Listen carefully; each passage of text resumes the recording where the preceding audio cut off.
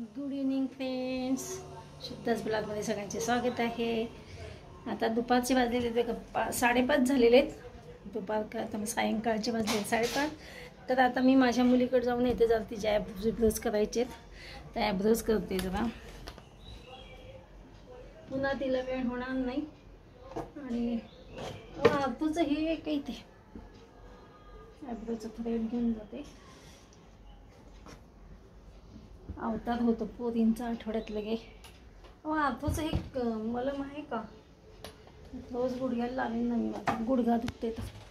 तर चला, हे बघा मी आता ही क्रीम घेऊन चालली आहे आणि ॲब्रोचं थ्रेड घेऊन चालली आहे. बघते त्याच्या ॲब्रोज करून घेते तोपर्यंत.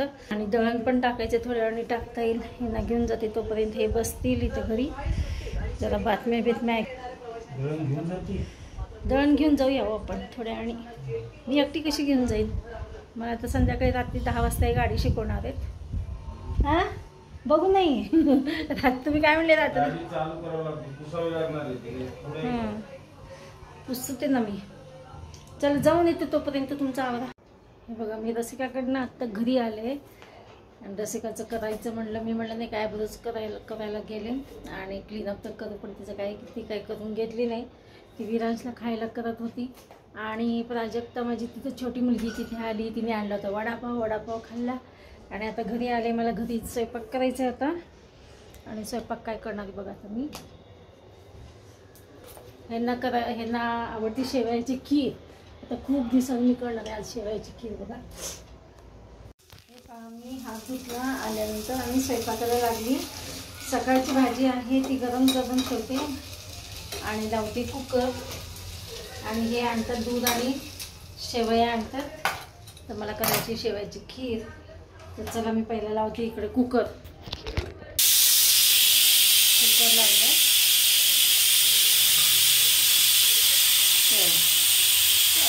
दूध पिशवी आणलेत हे आणि भाजलेले शेवया आणले. तर शेवयाची खीर कर म्हणाले.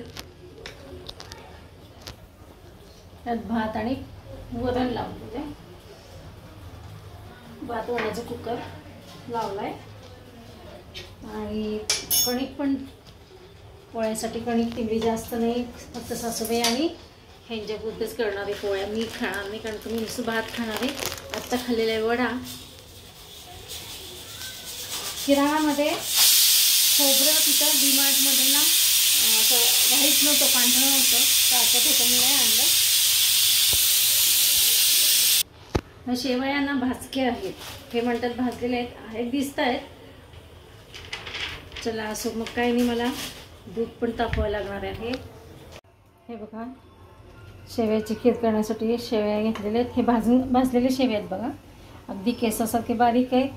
इकडं काजू बदाम बारीक करून घेतलेत. आणि इकडे हे बघा वेलची. हे सगळं सामान घेऊन ठेवले आणि तूप पण घेत. तर पहिला मी इकडे बघा वरण टाकते फोडणीचं, कारण का भात वरण झालेलं आहे. पोळ्या पण माझ्या झाल्यात, करून घेतल्यात मी पोळ्या पण. आणि तर आता पहिला मी आता काय करते, वरण फोडणीचं टाकते आणि मग नंतर तुम्हाला खीर कशी करते ते दाखवणार आहे. हे पहा इकडे टाकलेली आहे. इकडे बनवली मी आता आमटी, फक्त लसणाची फोडणी देऊन सपक असं वरण बनवलं, आमटी बनवलेली आहे. आता इकडे झालेली आहे. तर मी आता ह्या साईडला खीर करते, शेवयाची खीर. तर बघा शेवया ऑलरेडी भाजलेल्या आहेत.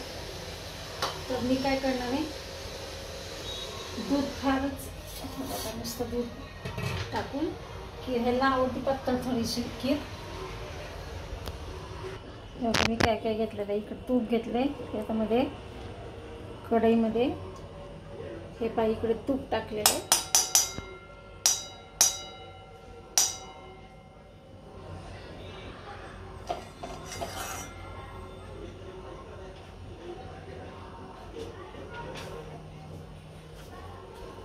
आणि शेवया भाजल्या असल्यामुळे फक्त मी तुपामध्ये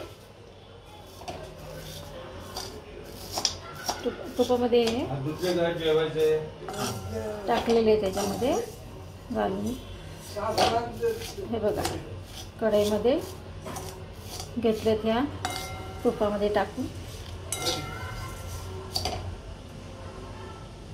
आणि इकडे दूध आहे बघा आणि ते शेव हे खाण्यासाठी आहे ना मी तिथे जेवायचो. हे बघा इकडे मी काय केलं ते दूध टाकले थोडंसं पाणी पण टाकलंय कारण का दूध फार घट्ट आहे तर त्याच्यामध्ये ऑलरेडी साखर पण टाकून घेतलेली ह्याच्यामध्ये जेणेकरून ती साखर. आणि इकडे बघा शेवया ह्या भाजलेल्या आहेत तर मी डायरेक्ट आता काय करणार आहे थोडंसं पाणी टाकून शिजून घेणार आहे कारण ना दुधात जर शिजवलं ना खूपच गजगिजगा आणि काय होतं दूध दूध दूध होतं जास्त ह्यांना काय एवढं आवडत नाही ते म्हणले जरा पाणी टाकून शिजून घे त्याला काही जास्त लागणार नाही पाणी. हे पहा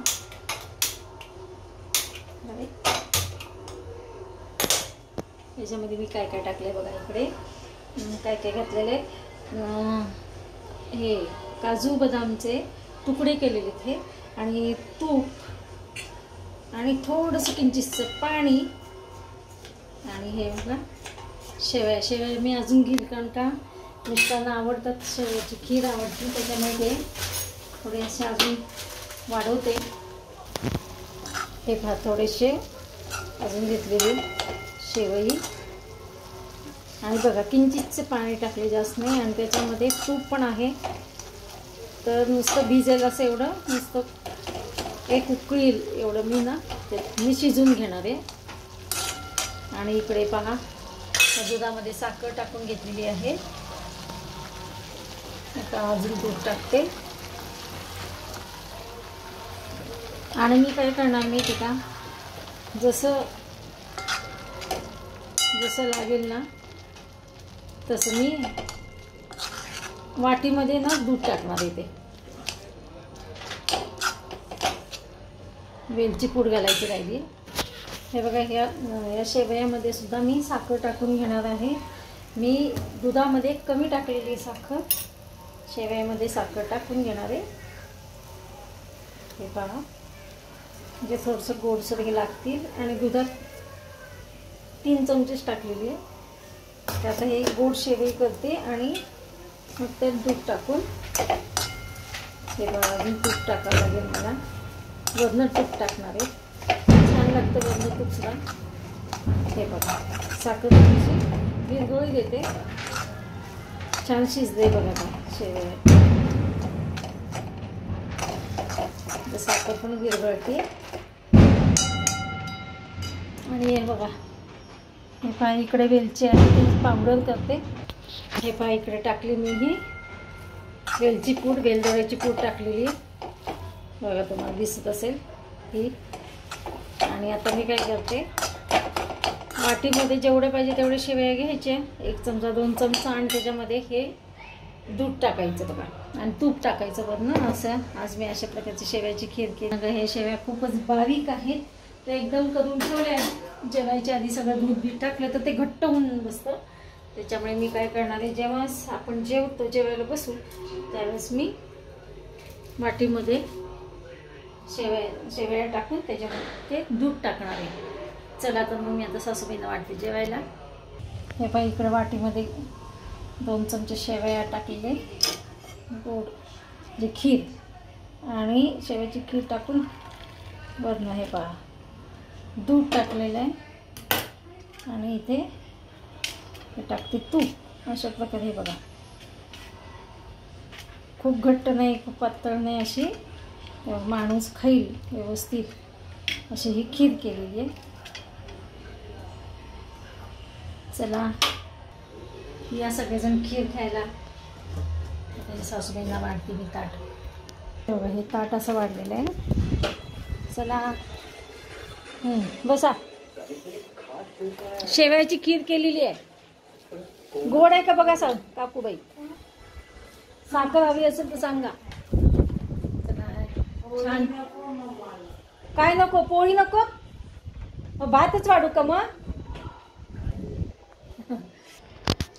चला झालं माझं सगळं स्वयंपाक, इकडे झाली खीर, सगळं झाकून ठेवलेलं आहे. फक्त वरण झाकायचं राहिले. चला ते झाकून ठेवते. सासूबाई तिकडे बसले जेवायला. हे पहा सासूबाई बसले जेवायला आणि मला म्हणल्या खीर छान झाली. चला ह्या सगळेजण जेवायला. चला तर मग भेटूया अशाच नवीन एका ब्लॉग्समध्ये. तोपर्यंत बाय बाय, टेक केअर.